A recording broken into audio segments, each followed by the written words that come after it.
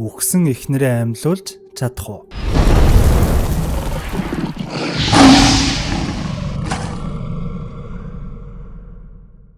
За юу яцхан бамбарнууд минь.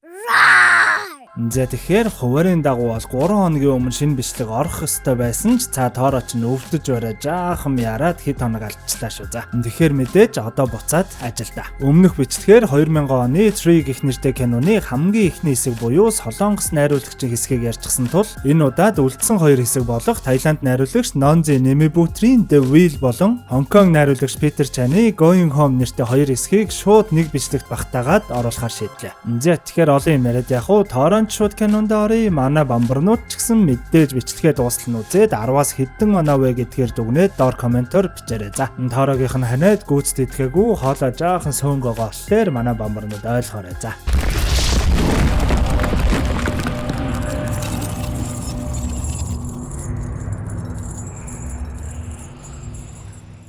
2 дугаар хэсэг Таиланд найруулагчийн The Wheel. Үе үеийн туршид Хан Лакорн Лек хэмээх урлагийг эзэмшсэн цөөн авьяаснууд нарийн хийцлэлтэй хүүхэлдэйнүүдийг ашиглан бурхан Баатар зүтгэрүүдийн тухай домгийг ид шитмэд амьлуулан тайзнаа толилуулж ирсэн бөгөөд тэдний амьдрал эд баялаг нэр хүн дээр бялхсан онцгой хөв тавилантай байсаар ирсэн. Харин үүний эсрэгээр хөл хөдөлгөөнтэй гудамжинд хон гих жүжигчид нүрэ багны цаана нууж яг л тэр домгуудыг өгүүлдэг хэдий ч тэдний амьдрал нэн ядуу нийгмийн доод давхаргад харьяалагддаг. Тиймээс л хон жүжигчид тэрхүү нарийн нандин хүүхэлдэйнүүдийг шунан хүсдэг бөгөөд тэр хүүхэлдэй бүр нь хараагдсан зөвхөн жинхэнэ эзэн л түүнийг амьлуулж чадна гэсэн аимшиг цуурхал байдаг ч тэд хүүхэлдэйг эзэмшихийг үргэлж шунан мөрөөдсөөр байдаг. Гэх үгсээр кино маань эхэлнэ. Нэгэн эмэгтэй болон жаахан хүүхэд завнаасаа унан усан живж байх ба сая дурдгцсан өнөөх сүрхийн нарийн нандин хүүхэлдээч мөн хамт усанд живж харагдана. Кадр солигдоход тосгоны алдарт хүүхэлдээ уран бүтээлч болох Мастер Тао элдв муу мухай зүүдлээ хар дараа адалс ирэхэд дөнгөж сая живж өгсөн эхнэр хүүхэд хоёр нь ч харагдаад л их хэл тохгүй байхын тэр. Өдөрч болж саяны мастрын живж өгсөн эхнэр хүүхэд хоёрын нь буйны ажил явагдаж байхад өөр нэгэн хүүхэлдэйн уран бүтээлч мастрын туслахаас яг юу болсон? Яагаад мастер эхнэр хүүхэд хоёроо тэр харанхуй шөнөөр завтай гол руу явуулсан гэдэл асуухад өнөөх туслах нь би сайн мэдэхгүй байна. Миний сонссноор бол мастер эхнэр хүүхэд хоёроо тэр хүүхэлдэйнүүдийг усанд живүүл гэж явуулсан гэсэн. Тэр хүүхэлдэйнүүдтэй маш их хайртай байсан ч гэсэн тэр хүүхэлдэйнүүд нь хараагдсан гэсэн гэдэл нэг л сонин зүйл хэлж харагдана. Нөгөө хүүхэлтэй уран бүтээлчин ч худлаа тэр үгэн хайртай хүүхэлтэйнүүдийг нь хэн нэгэн хулгайлна гэж айгаад л үлгэр зохиож байгаа үз гэдэл бас л нэлээд атаархуу нөхөрл юм шиг байгаа. Ерөнхийдөө бол киноны ихэн тайлбарснаар энэ Мастер Таун бол сонгогдсон мундаг хүүхэлтэй мастер бол энэ атаархуу нөхөр нь нөгөө хон гих төрлийн жүжигчин буюу нүрэ багны цаана нууж зүгээр л гудамжинд хүүхэлтэй үзүүлбэр үзүүлдэг мөнгөгүй нэг ёсондоо доод давхаргын л уран бүтээлчин байлээ. Буйны ажилч үргэлжилж байхад өнөөх мастерт нэрэл жинхнээсээ тэр хүүхэлдээ гинтэл авдар дотроос гарч ирснээ гал тавиад хөөхий биен муу байсан мастрыг гэртээ намж шатаагаад алчдаг. Өнөөх атаархуу нөхөрч оройн нууцаар босч аваад мастрын хүүхэлдээ гаргаж ирээд л одоо би шинэхэн мастер болно. Эд баялаг бүх зүйлс ингээд миний холлоо мөн овш минь гээл хүүхэлдээ гол дуугаж харагдах ба гинтэл усан дотроос нэг зүйлс мань нөхрийг хүүхэлдээтэй хамт татаад л орчих ба ашгүй өнөө туслах залуу ус руу орж ирснээр аврагдаж чаддаг. Өнөө хүүхэлдээ нь юу ч болоогүй юм шиг л уснаас хөвөөд гараад ирдэг. Удаачгүй атаархуу шинэ мастрын ач охин нь ч өнөө хүүхэлдээнд яг л ховсдуулчихсан мэдл тоглоод л эхнэр нь ч элдв зүйл харж галзуураад л нёрөн л байдал эвгүйтэй байдал эхлэхэд мань нөхөр одоо л нэг хүүхэлдээ хараалтай гэдэгт итгэн өөрийн гараар арга хэмжээ авахар болно доо. Хараалтай хүүхэлдээг хідэн хэсэг болгож хуваагаад л өөрөө шинэ хүүхэлдээ хийхээр болох ба энэ үед эхнэр нь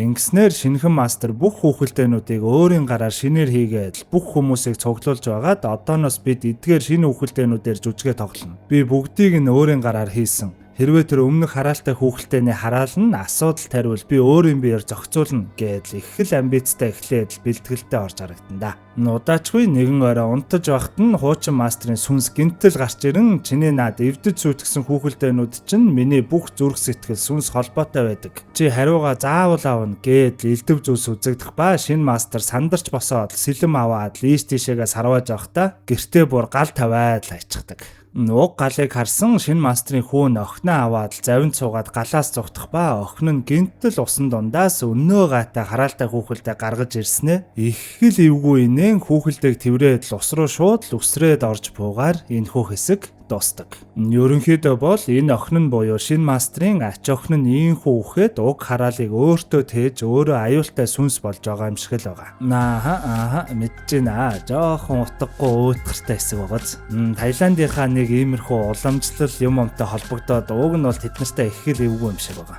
Гэхдээ мануст бол нэх онц биш байгааз.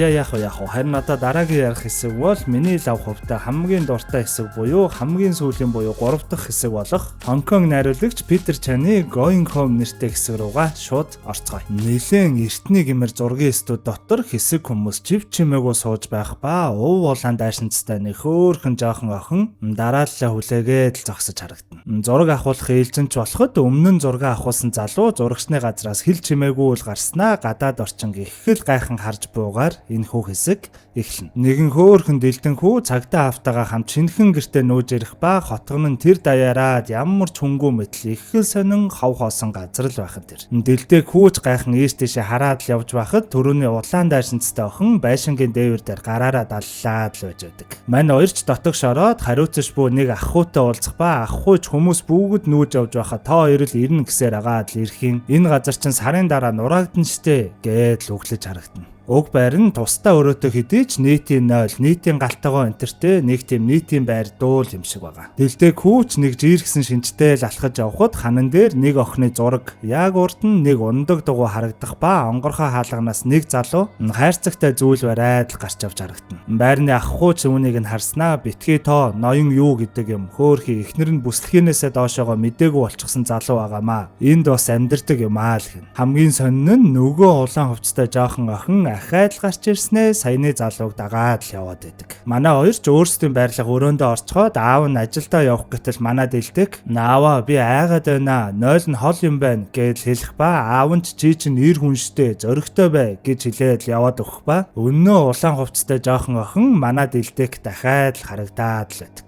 Манай дэлдэг цонхороо хараад гийгүүрээд сууж байхад нөгөө ноён юу өвчтөе ихнэрээ салхилуулж харагдах ба ардаас нь өнөөх жоохон охин бас л даган явж харагдана. Аав нь ч ажилласаа ирээд манай хоёр хамт хоол идэж байхад манай дэлдэг аава би ганцаараа гэртээ үлдэхтэй жоохон эвгүй байна. Манай эсрэг тал тэр нэг охин байнга над руу ширтээд байна гэдэл хэлэхэд аав нь чи тийм жоохон охиноос айгаад байгаа юм уу? Өөдөөс нь зөрүүлээд цоо ширтээч гэдэл бас л овоо ширүү нөхөр байгаа юм шүү. Нөгөө талд ноён юу өвчтөе ихнэрээ усанд оруулаад л усыг нь засаж өгөнгөө миний хайртаа бити санаа зовоорой. Удахгүй хэдхэн хоноод л идэглээ. Тэгээ цагаан сараар хоёулаа манай ээж автаа очиж уулзсан шүү. За би маргааш гараад галт тэрэгний билет аваадахыг гэдэл их л сайн халамжтай нөхөр юм шиг л харагдах нь тэр. Манай дэлдэг жуурхийг хичээлээ тарчгаад бас л нэг жиргсэн шинжтэй л гэртээ ирэхэд өнөөх улаан дайшинцтай охин гинтэл гарч ирснэ. Нүүрэнд нь тулж ирээд хоёулаа хамт тоглох уу гэдэл хэлснэ. Өнөө зурагчны газар руугаа дагуулад л орж харагдана. Манай цагтаа залууч унтаж байгаад сэрэхэд хүүн огт харагддаггүй ба тэр хаваар нэг хайж явхад огт олдохгүй байх ба дөнгөж энд нүүж ирж байхад харагдсан ханан дээрх нэг охины хажууд нэгэн хүүгийн зураг нэмэгдсэн харагдана. Манай хүнч бүр цаашлан ноён юугийн хаалгыг тогшин та манай хүүг харсан уу? Нэг жоохон охин гэд яриад байдаг байсан. Танаа охинтой тоглож байгаа юм болов уу? Гэтэл өнөөх нь өөдөөс нь би хүүхэдгүй тэглээж хүүхэд чинь энд байхгүй гэдэл их л айстайгаар хаалгаа тас хаачихдаг. Нугасаа энэ хотгонд нь мань хоёр айлаас өөр ойл байхгүй тул манай цагдаач цонхороо харж хүлээж байгаад өнөөх ноён юуг гэрээсээ халь дахиад хогоо асах гээд гарсан хойгуур нь шууд гэрлөө нууцаар яваад ортол өнөө асарч халамжлаад байсан эхнэр нь хэдийнэ өгчихсэн байх ба ноён юу ч хэдийнэ ирчихсэн манай хүнийг цохоод л унгачдаг. Ашгүй нэг ухан орохт нь манай цагтааг сандал дээр хүлчихсэн байх ба ноён юу нэлээд том тогоонд нийгэл сонин зүйл чанаад л байх ба манай хүнд зүгтах гэж оролдоход дахиад л толгоороо нь чулуугаар цохоод л унгачхан тэр. Дахиад л ухаан ороход манай хүнийг бүр телевизтэйгээ хүлээ тавьчихсан хэдийнэ өгчихсэн эхнэрийнхээ хумсыг будаад л хоёулаа анх яаж танилцж байснаа санаж байна уу энтергээд л яг л нэг амьд хүнтэй ярьж байгаа мэт л ярилцаад л байж байдаг. Манай хүн ч хөө эхнэр чинь өгчихсэн байна штэ гээд л орилоход өнөөх нь их хэл тайван байдалтайгаар та барууны ангаах ухаанд итгэдэм үү? Гэхдээ би л авах хятадын ангаах ухааны дагуу эмийн ургамал хандалж эхнэрээ өдөр болгон тэрэндээ оруулвал хавдар нь идэгнэ гэж боддог. Бүр буцаад ч амьлна гээд нэг тийм гажигч юм уу сонин зүйлс хэлхэн тэр. Манай хүн ч юу солиороод байгаа юм бэ? Хавдар идгэн тэгснээ бүр буцаад амьлуулна ч гэх шиг. Наад хүзүүн дээр хөхрөлтийг нь хараач эхнэр чинь хэдийнэ өгчихсэн байна гэхэд өнөөх нь манай эхнэр өөрөө намайг аал гэсэн. Тэгж байж л эдгэж чадна гэсэн. Би эхнэрээ эдгээхийн тулд алсан гэд хэлэхэд эхнэр нь толон тусгалт эннээс өөр арга байгаагүй. Одоо 3 хоног тэгээд би эдгэн гэд яг л амьд ярилцаж байгаа мэт л тэр ноён юуд өөрт нь тэгэж харагдаад л байдаг. Тэгснэ мань гажиг залуу би хүүхдийг чинь аваагүй. Бас 3 хоног. Чи 3 хоног хүлээх хэрэгтэй. Миний эхнэрийг сэртэл тэгээ би чамааг явуулнаа л гин. За ингээл 3 хоног хоригдох болоход өнөөх залуу манай хүний хил энтрийг гаргаж ирж харснаа. Боловсруулалт чинь муу байна. Хэд их өөх тостой хоол иддэг юм байна. Энтэр гэснээ зүү энтэр тавьж өгөөд, им энтэр бэлдэж өгөөд. Ер нь энэ залуу эмч тэр өгчихсэн байгаа эхнэр нь ч гэсэн эмч байсан л юм байна лээ. Манай хүнийг гарыг нь боолттой чигээр нь усанд оруулаад, амруу нь хоол энтэр халбагдаж хийгээд, бүр биер энтэр авчирч уулгаад, уг нь бас нэг тийм муу залуу биш л юм шиг байгаа. За ингээд 3 хоногч болж мань залуу их л баяртай эхнэрээ сүүлийн удаа гэж усанд оруулаад хувцснуудыг нь өмсгөөд тэрэгэнцэр дээр нь суулгаад сэрхийг нь хүлээндэ. Гэтэл гинтэл хаалгыг нь хүн нүдэх ба манай цагтаа залууг ажилдаа ярилгүй бүхэл бүтэн 3 хоног болчихсон болохоор ажлынх нь гайхаад хайж аваа л юм байлаа. Мань оюн юу ч би мэдэхгүй хараагүй гэж хэлэх хэдий ч мэдээж л цагтаа нар сэжиг авчихсан тул хаалгыг нь эвдээд л орж ирээд ашгүй нэг манай хүнийг суллаад гайтай гажиг залууг баривчлаад л аваад явах нь тэр. Гэхдээ нэг сонин зүйл нь өгчихсэн эхнэрийнх нь нүд хальт анивчиж байгаа мэт л харагддаг.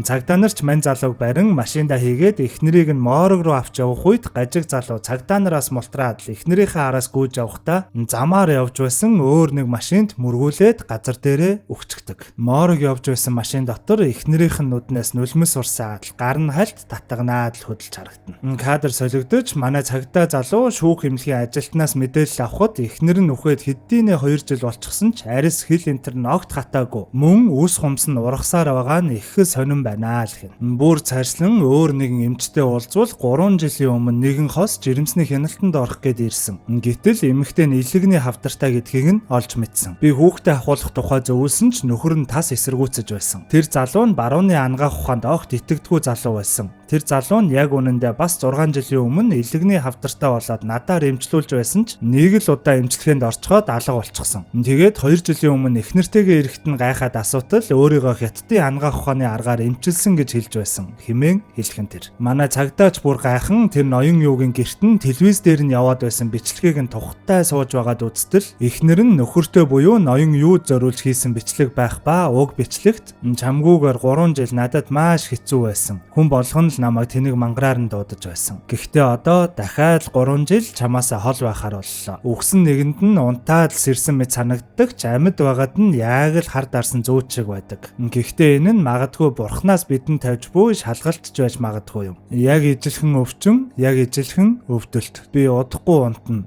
Сүнсийг минь амьд байлгаарай. Би яг л чамшгэ буцаад амь орно гэдгээ амлаж байна. Хэмээн хэлсэн бичлэг байхан тэр. Уг бичлэгийг нь бүр цаашлуулан үзвэл яг л ноён юу эхнэрээ асардаг байсан шиг эхнэр нь ноён юуг асарч байгаа дүрсч мөн байхан тэр. Кадр солигдоход огт олдохгүй байсан манай дэлдэг өнөө зурагчны газраас зураг авахулчгаад гарах ба дөнгөж гараад л эргээд харахад өнөөх зурагчны газар нь огт байхгүй зүгээр л нэг хан болчихсон байх ба зурагч нь өнөөх улаан хувцастай жоохон охиныг ноён юу болон эхнэрийнх нь хамтаар гэр бүлийн зураг авч байхан тэр. Энд яг юу болчих вэ гэвэл ноён юу галзуу мэдрэл хүн огт биш. Хятад ургамлуу чанаа тэрэндээ эхнэрээ бүтэн 3 жил өдөр болгон оруулж амьдлуулах арга нь жинхэнэ арга байсан. Мань ноён юу ч өөрөө 6 жилийн өмнө яг л ижилхэн илэгний хавдраар өвдөхөд эхнэр нь яг энэ аргаар нөхрөө эхэлж алаад дараа нэмчлээд буцаад амьдлуулж чадсан ч харамсалтай нь өөрөө яг ижилхэн хавдартай болчихсон байсан. Тиймээс л тэр ноён юу эхнэрээ яг тэр аргаараа эмчлээд яг дуусгахын даваан дээр буюу 3 хоногийн өмнө манай цагтаа залуу хүүгээ хайж ороод хаммаг юмыг нь самарчгаж байгаа л гэсэн үг. Тиймээс л тэр сүүлийн өдөр эхнэрийнх нь нүд гар нь хөдлөөд л байсан юм байлаа. Харин тэр хүүхдийн хувьд гэвэл тэр харагдаад байсан улаан хувцастай охин нь яг үнэндээ ноён юу болон эхнэрийнх нь 3 жилийн өмнө ахуулчихсан хүүхдийн сүнсэл гэсэн үг. Тиймдээ ч манай Дэлдэкийг чи надтай хамт явж тоглох уу гэд авч явсны дараагаар тэр ханан дээр ганц охин хүүхдийн зурагны хажууд нэг хүүгийн зураг нэмэгдсэн. Өөрөөр хэлбэл манай Дэлдэкийн зураг л гэсэн үг. Харин тэр зурагч нь бол өгсөн хүмүүсийн зургийг авдаг зурагчны газар ба ноён юу эхнэртэйгээ хоёулаа өгсөний дараагаар эцэст нь нэг юм охинтойгоо хамт гуруулаа гэр бүлийн зураг ахуулж байсан л болж таардаг. Зэг тэгээд энэ болтол үзсэн бүх бамбарнуудаа баярлаа. Хаяада иймэрхүү psychological буюу толгой ажилуулсан сэтгэл зүйн кинонууд гоё байгаа сте. За тэгээд дараагийн кино нэх удахгүй тул манай бамбарнууд юу ихэ мэдж байгаа штэ тий. Лайк саба дараа сүссэглээ сууж байгаарай.